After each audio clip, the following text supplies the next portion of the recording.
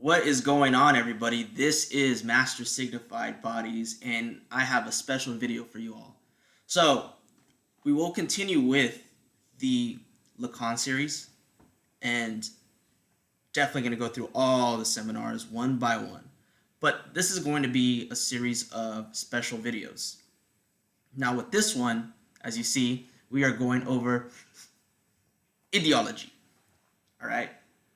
Not just ideology or ideology critique. The request of this video or this project was given to me by Dave from Pleeb. And his question was, in a clear, short, and succinct terms, what is Marx's theory of ideology? And how does it change with Althusser? And what does Zizek do to change it? So here we are. We are going to dive into ideology in its relation to Marxist theory, all the way up to Zizek, but in particularly through those three figures. So here we go. All right.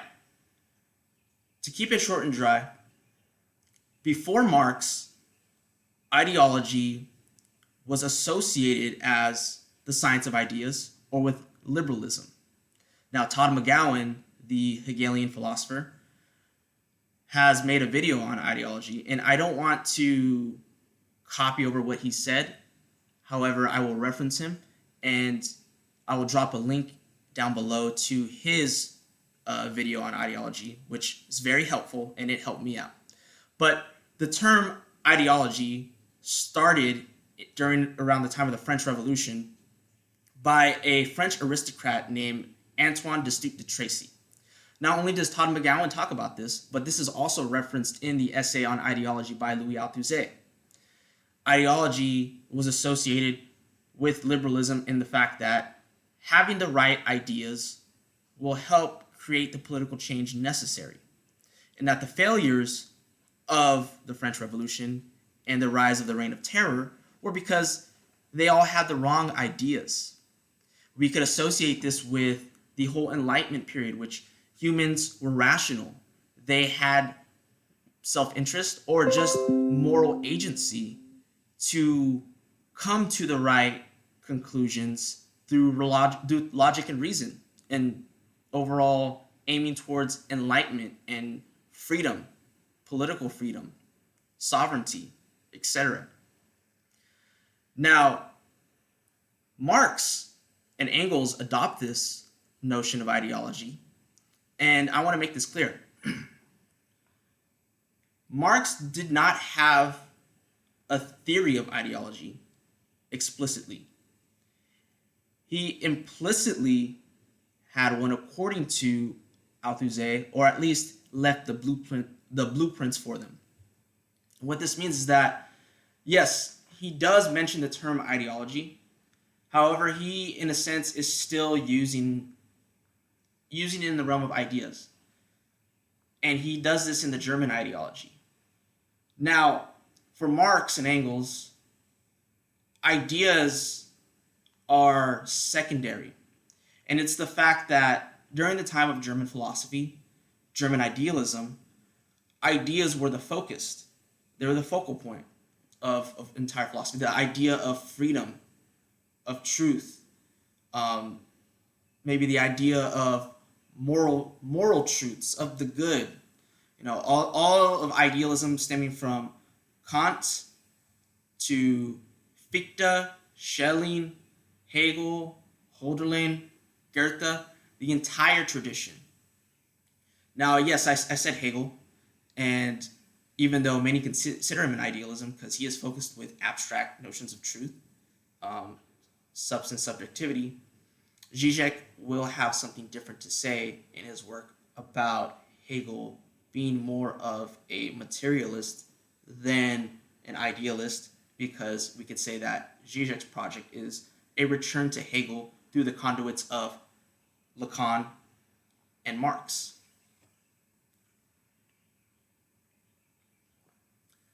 However, with Marx, he believes that there is this emphasis on ideas changing the world, when in the fact, the world is changed through material conditions, or the fact that humans are always engaged in praxis with the world. That we're constantly transforming this, not through just individuals, atomized individuals, or people that have causal agency that presuppose the material world.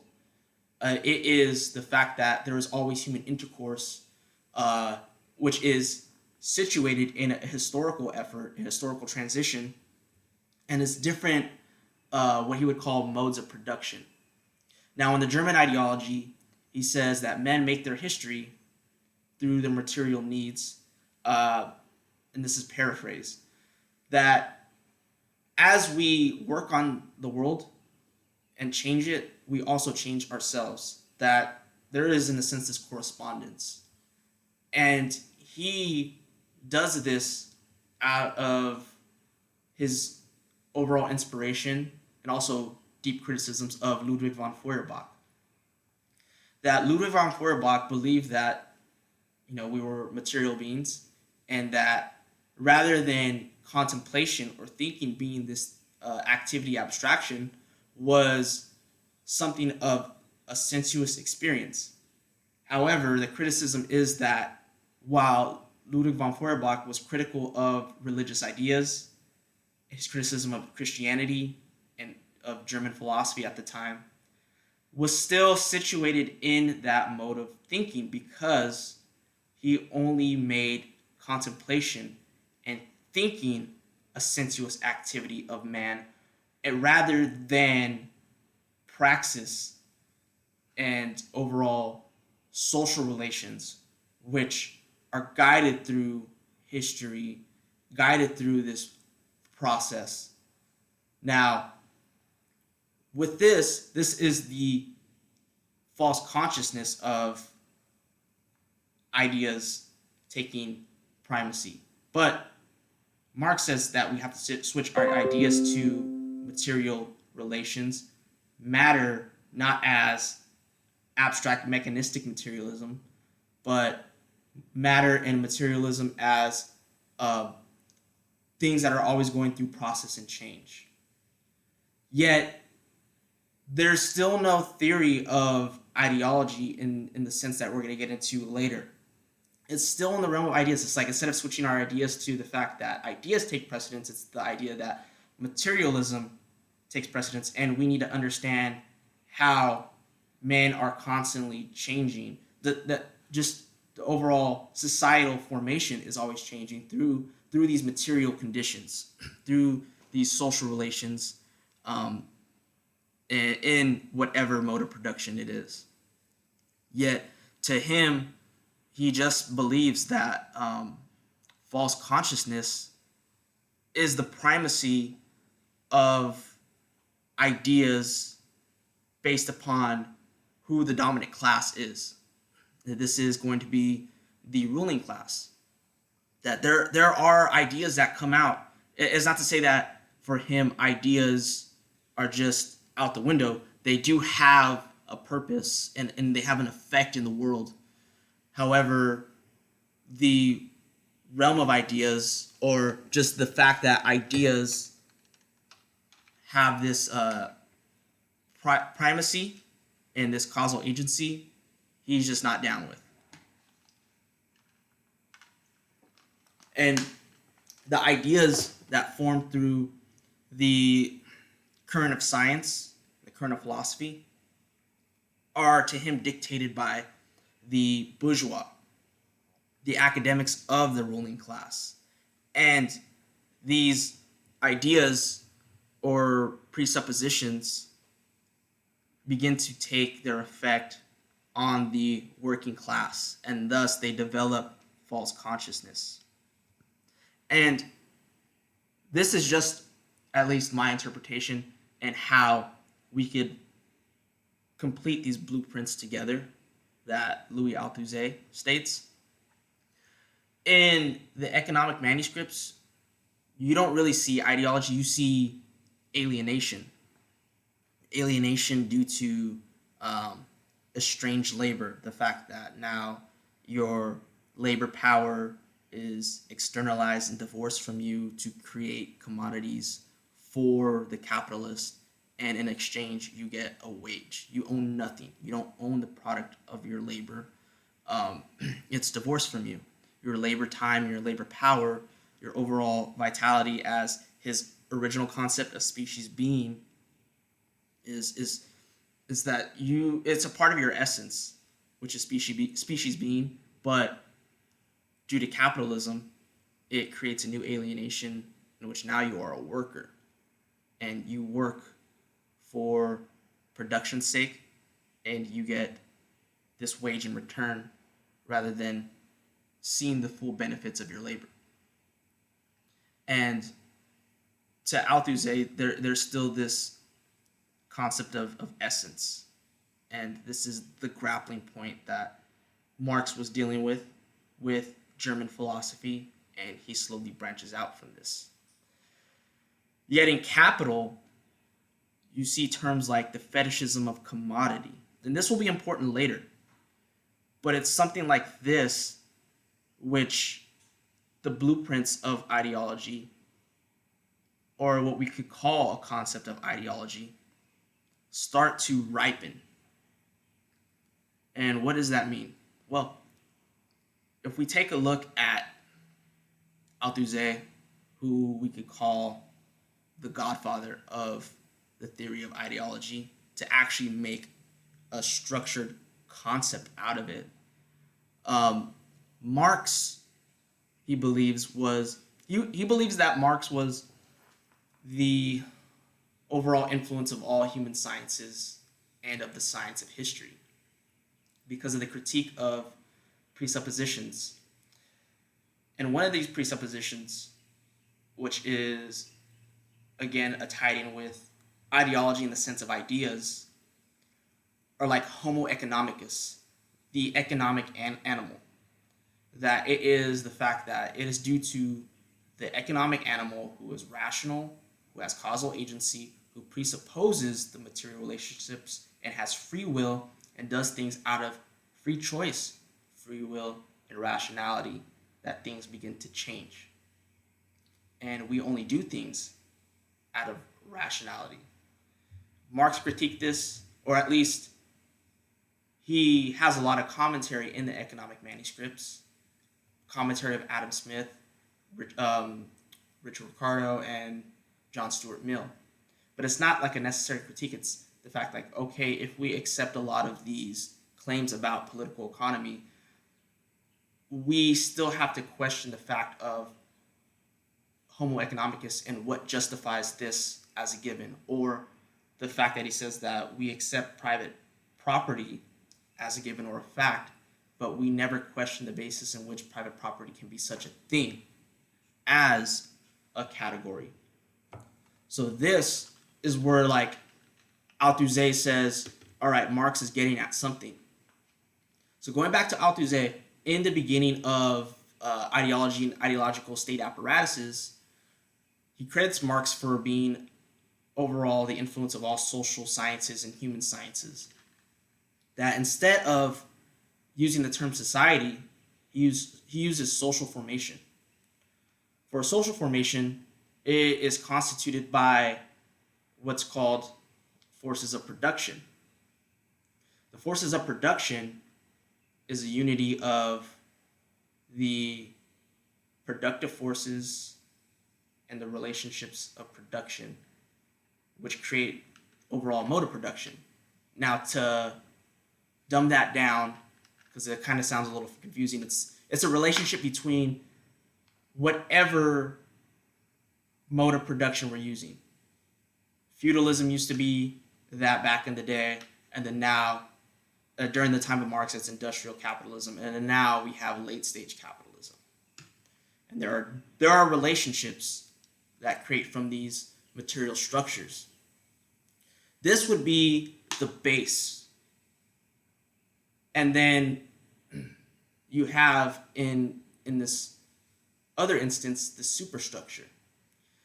Now the superstructure is going to be an important function because it's where the rest of the social formation interacts and reproduces things, not just things as far as like economic interests or commodities, at least for Althusser, but it is going to be where overall the political climate is, institutions where we learn stuff, where we engage in praxis.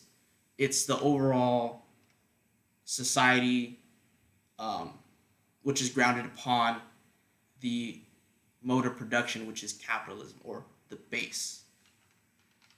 Now, ideology functions to maintain the base, and it operates in institutions within the superstructure.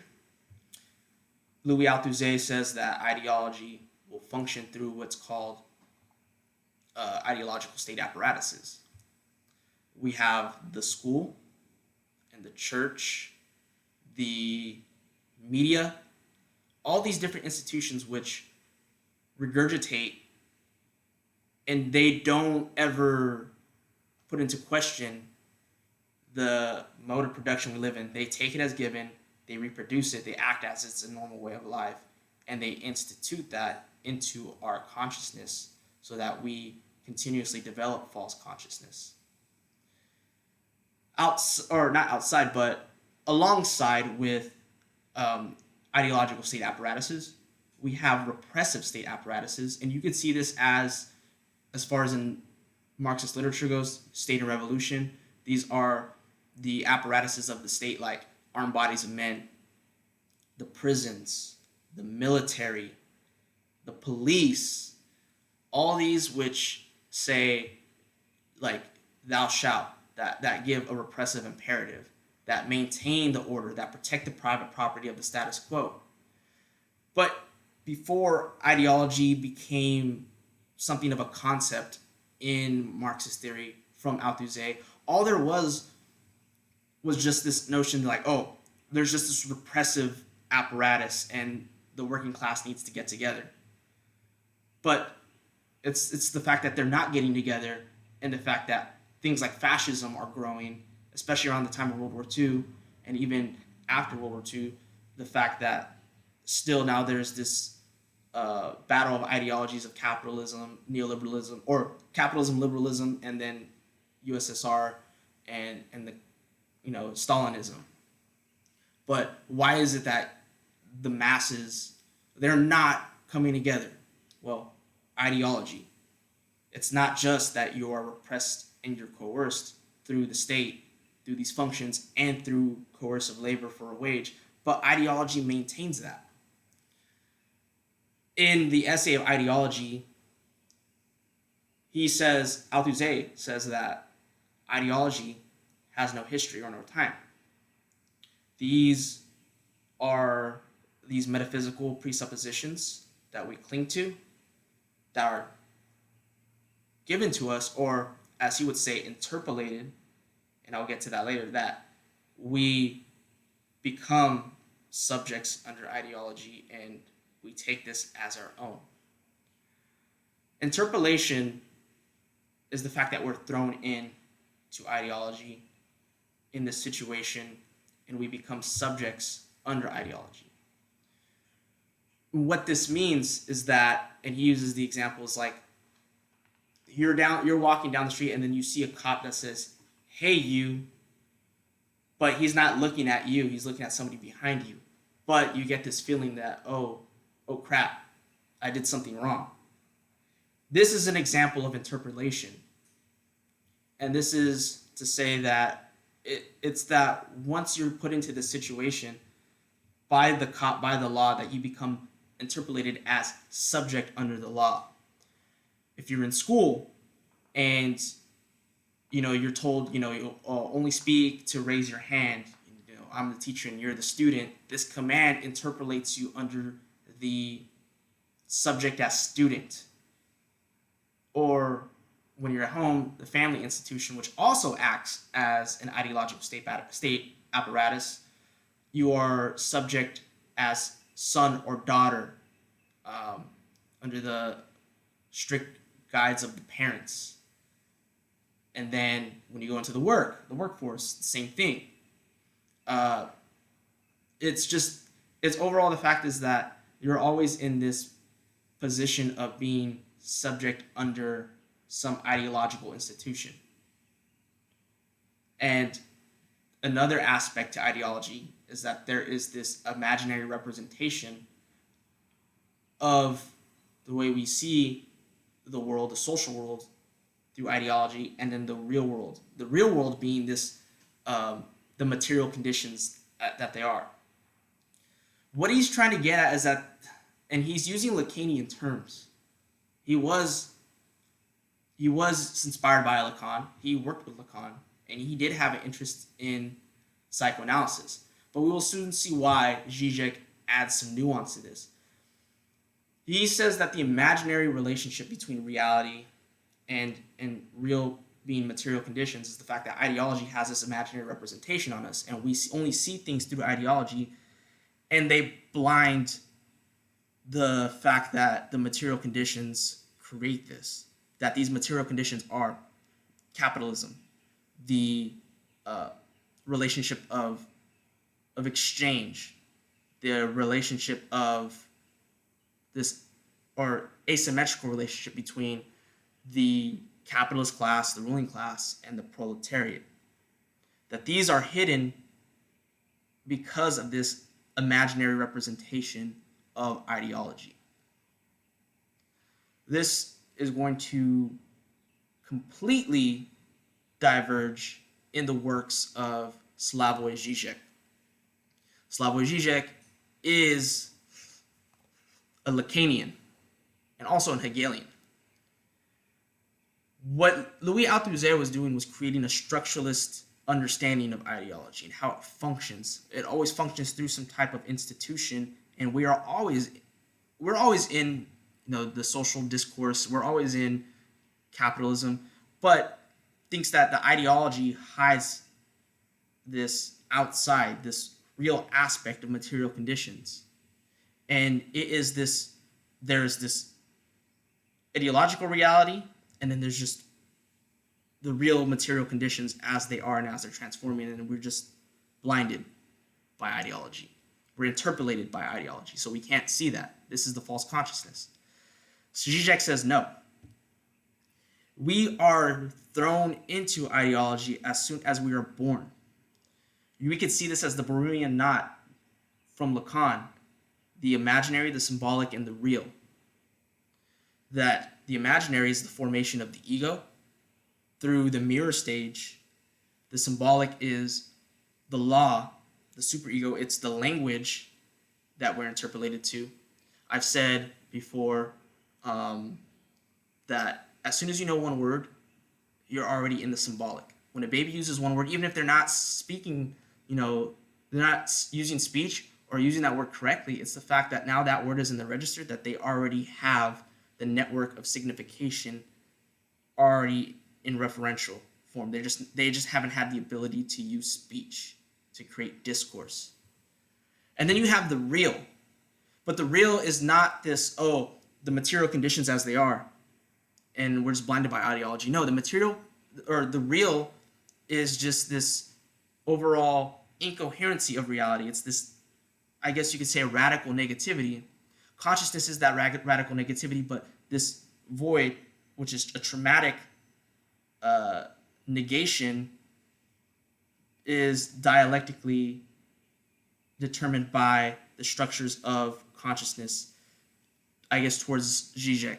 But what this means is that we now are formulating subjectivity through the mirror stage of Lacan, but it's not this imaginary, false consciousness. What it is the development of the ego and its structuration based upon libido, desire. This is the key term that will be used in Zizek because he is a Lacanian. And it's something that Althusser did not have because he is focused on subjectivity. Althusser is focused on some type of structural materialism. There is no distinction between reality as it is and the social reality. Because for Zizek, ideology creates this default spectacle, or this default framework in which we see reality as the social reality. In fact, you could think of it like Kant when he says that that the structures of experience and are these categories of understanding. We can't think outside of space and time because it's structuring our categories of experience. We could see this with ideology, rather than, oh, I'm blinded, I need to take off the glasses, these spectacles, to see reality as it is. It's like, no, I need the glasses. So we only see ideology through working within ideology. There's no transcendence outside of it, because that actually acts as a mechanism of ideology itself. I've already established that desire is going to be a crucial aspect of it, because desire is what structures subjectivity. This is a Lacanian term. Now, what makes ideology different with Zizek are these two concepts that I'm going to focus on from the sublime object of ideology: fantasy and cynicism.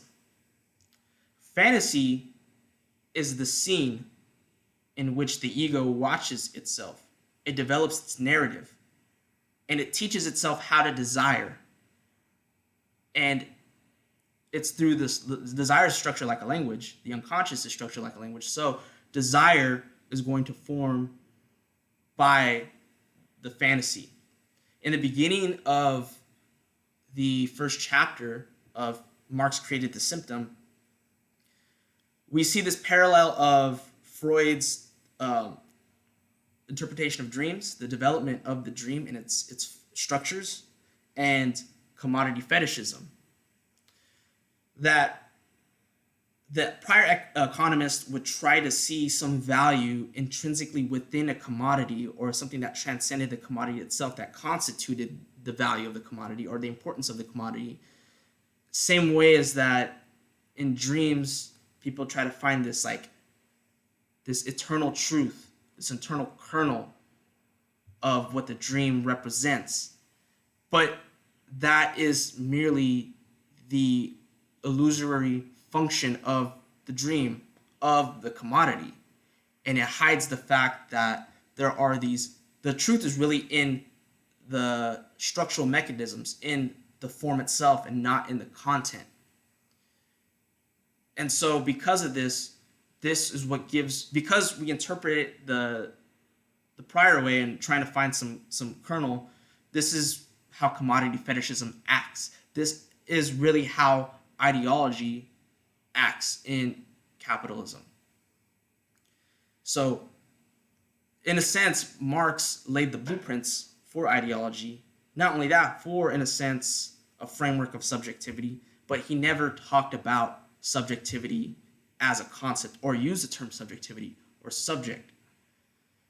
Consciousness to him was just something social, and how relationships were created through some type of exchange, through some type of relationship, whether it was feudalism or capitalism, but never around a theory of desire, or what we'll call in Lacan jouissance, or death drive.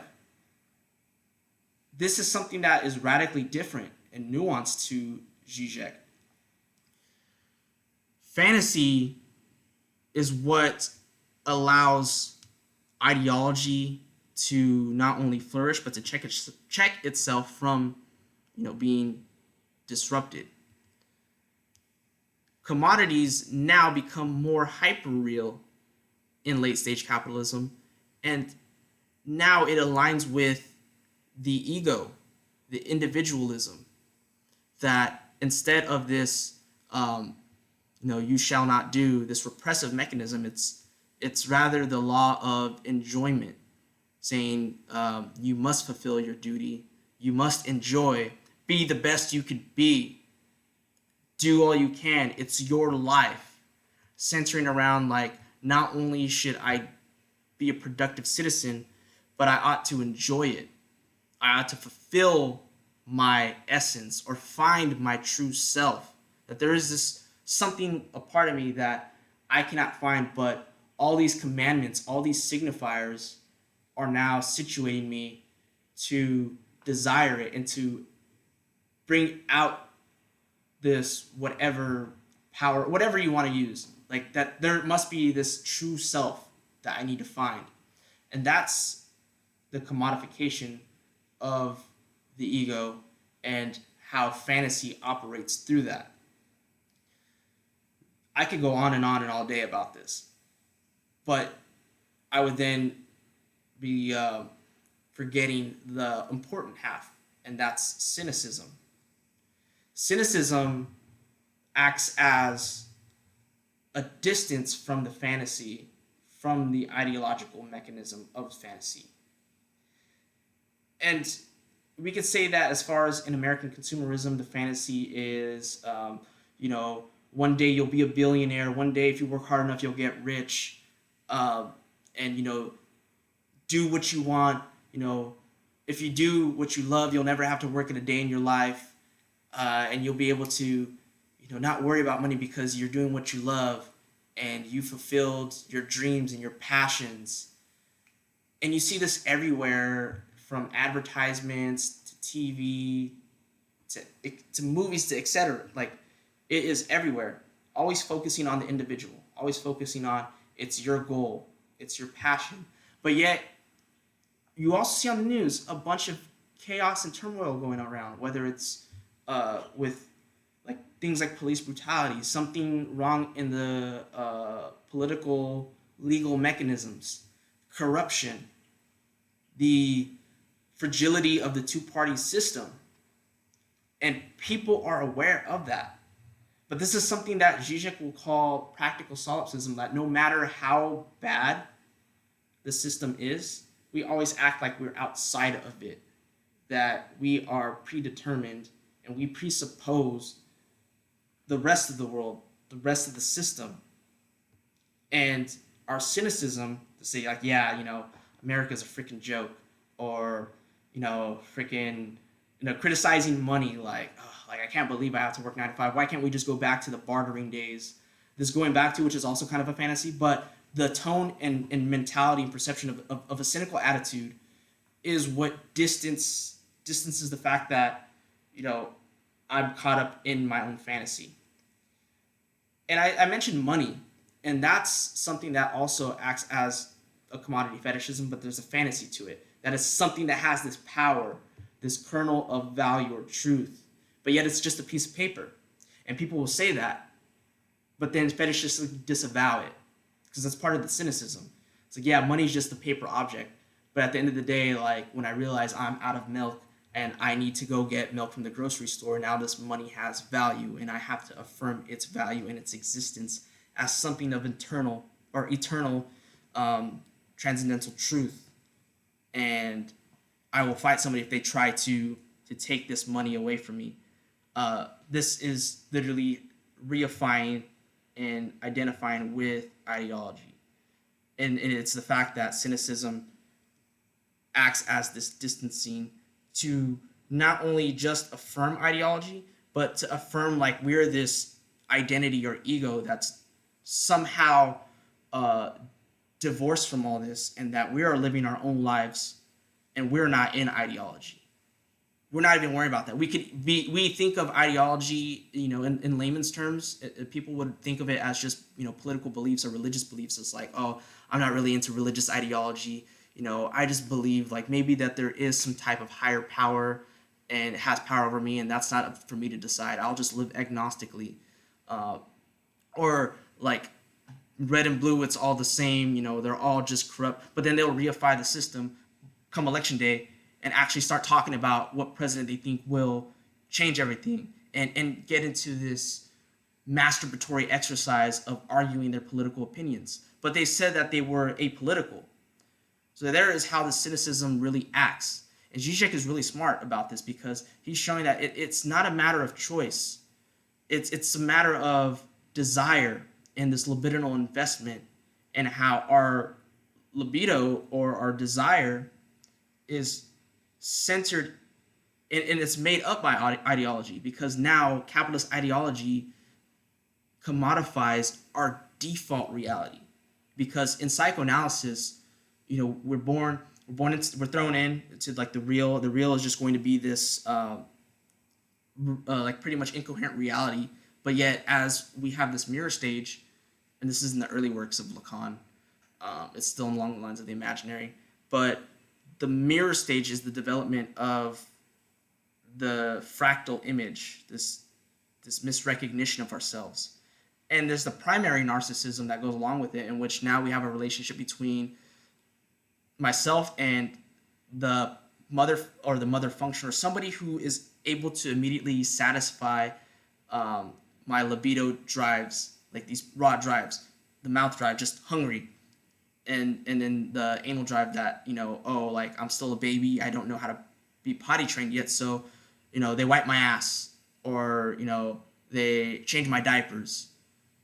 It's this immediate security, because libido is satisfied immediately.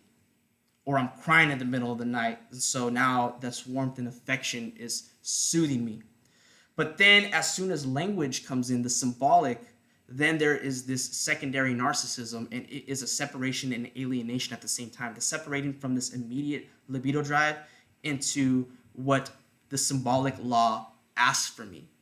And then it creates this distinction, this dynamic play work. They're interdependent, but it's a distinction between my ideal ego that is referential off of the mirror stage and the primary narcissism, to the ego ideal, in which this virtual image gets projected onto the gaze of the big other. And I have to fulfill it. I see it in everybody's gaze. And it's not even just like gaze in somebody's eyes, but just in the visual field of the gaze and what these objects of experience want from me. We could think of it in the commodity that Zizek says of Coca-Cola, right? You see the signifier as enjoy, right? Well, what is this commodity telling me? What in the gaze of this perceptual field, what is being asked of me to desire? And that's why, like, Lacan says desire is the desire of the other. Que voy? What do you want? And it's never really spoken coherently because of the failure of speech. That ego acts as a mediation, so it's always lacking, and this constant enjoyment or striving towards getting this satisfaction, which is trying to get the overall recognition of the desire of the other. But recognition is a failure, because the ego is a failure. It's a misrecognition. This has to deal with commodity fetishism or capitalism discourses, because capitalism likes to situate us in ideology as the fact that we lack. And of course, there is an ontological lack in the void of subjectivity and the split, but capitalism situates it in such a way, and it's like, oh, what you lack is this designer clothes, and then you'll have this. So it's the fetishism put into a narrative that situates our identity in satisfaction, in fulfillment, in recognition of the law of not thou shalt not, but thou shalt enjoy, and you will enjoy as much as you can. Certain acts of transgression to help us reify that. And this goes back to, again, the fragility of the system. You see hazing going on in the police force and the military force. You see, like, maybe a police officer will arrest a drug dealer. And then because they're also caught in ideology themselves and alienated, maybe they won't turn in those drugs or all the drugs. So it's like, hey, let's go snort this coke. It's that feeling of transgression, like they broke through the law, but it's because the law is already fragile and lacking. Or the fact that, like, transgressive acts of sexuality or other types of pleasure and enjoyment are now commodified for your instant gratification. Pornography and other things that are of just carnal gratification are now commodified transgression, and so that now you're what's called, I may be using this wrong, but this is something that late Lacan would call symptom. Our symptom, which is our ego, is now pretty much this island of enjoyment, and we are just trying to satisfy this narcissistic enjoyment. But it's not to say that we're completely selfish, because again, desire is the desire of the other, and we're lacking. So the interpolation of ideology is not the fact of, oh, I'm only a subject under the law of the family, the law of the school. It's like, no, the law of the master signifier, the phallus, which is capitalism. And this is just overall completely different. And it's also why, like, Zizek is very hard to understand, especially in a traditionalist Marxist sense, because he revolutionized the theory of ideology with subjectivity. There has been no room for subjectivity, or at least no place for subjectivity and desire in the realm of ideology critique, because back then, if there was something called ideology, it was based upon false ideas and repression. But there is really no repression here. It's rather an enjoyment, a painful enjoyment, the jouissance. It's always repeating because we're never satisfied. This is how we could use death drive in the critique of political economy. I know that this, party's bad, but I'm going to continue to vote like if it's going to somehow change. And yet we're voting for the same, like just Coke versus Pepsi, and it's still creating the same, turmoil. But yet our cynicism will make us think differently and then act differently. The last thing I would like to add to this is also something that I find interesting about Zizek's version of ideology. Is just like this act of non-believing, because we don't have to believe it for it to work. For instance, sitcoms, right? There's this programmed audience laughter when something is supposed to be funny. But some of the sitcoms will have like instances of dry humor in which you may not laugh, but the fact that the triggering of the audio of laughter happens, there is this like, oh, that was supposed to be funny. I didn't find it funny, but it's the fact that it is still funny in general. It's this belief of it's this non-belief of ideology that will allow ideology to still play its part. Another example, and this is where I'm going to conclude it, Zizek says that the scientist Niels Bohr had this horseshoe on his doorframe that was given to him by some medicine man, some shaman. And his fellow scientist was like, yo, Neil, like, you're a scientist, right? So why do you have that horseshoe on your doorframe if you don't believe in any of that stuff? And he says, well, the guy who gave it to me says that it still works even if I don't believe in it. So that is my overall outline of how ideology works. I hope you liked it. Please leave a like, follow, and subscribe. I'll leave some links down below for other stuff to get reference on ideology. Follow Theory Pleeb, and I hope you all enjoy your symptom.